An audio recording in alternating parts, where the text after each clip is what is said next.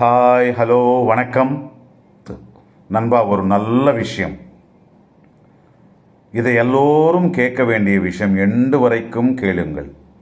நம்ம வாழ்க்கையில் எல்லோருக்கும் ஒரு வயசு வந்த பிறகுதான் கஷ்டங்களே வரும். ஆனால் இந்த பெண் பிறப்பு கஷ்டத்திலிருந்தே பிறந்தது. அந்த பெண் பிறக்கும்போது அவங்க அம்மானுடைய வயது 19.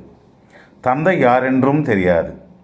தாய் 4 வீடுகளில் வேலை செய்து இந்த பாப்பாவை வளர்க்க முடியாமல் அவங்க தாய் வீட்டில் விட்டு விடுவாள்.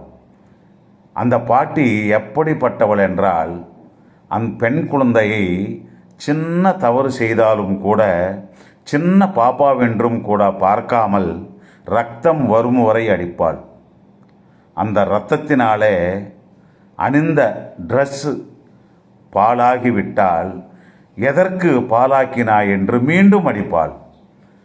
அது என்ன பண்ணுறது தெரியாமல் உருளைக்கிழங்கு பைகளுக்கு ஹோல் செய்து அவை மாட்டிக்கொள்வாள். சாப்பிடுவதற்கும் உணவு கூட இல்லாமல் யாராவது விட்டு போன சோற்றை சாப்பிட்டு வாழ்ந்து கொண்டிருப்பாள். தன்னுடைய சொந்தக்காரர்களால் 9 வயதிலிருந்து 13 வயது வரை அவளை ரேப் செய்து கர்ப்பம் என்றால் என்னவென்று தெரியாத வயசிலே, அதாவது 14 வயசிலே கர்ப்பம் அடைந்து அந்த குழந்தை வயிற்றிலேயே இருந்ததால் அந்த வலி வேதனை அனுபவித்து அதையும் தாண்டி எந்த ரேஞ்சுக்கு வந்ததென்றால், உலகத்திலேயே அதிக பணக்கார கோட்டீஸ்வரர்களான பெண்களில் ஒருத்தியாக, குவீன் ஆஃப் ஆல் மீடியாவாக, அமெரிக்காவில் உயர்ந்த விருதான பிரசிடென்ஷியல்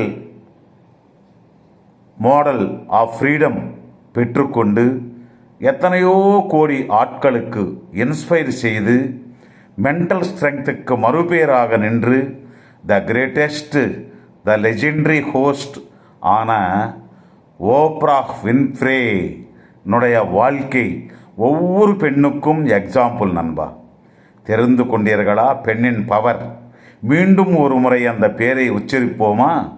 ஓப்ரா வின்ஃப்ரே. இந்த வீடியோவை லைக் அண்ட் ஷேர் செய்து ஹைப் செய்யுங்கள்.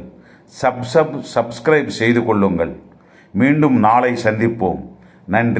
நன்றி, வணக்கம்.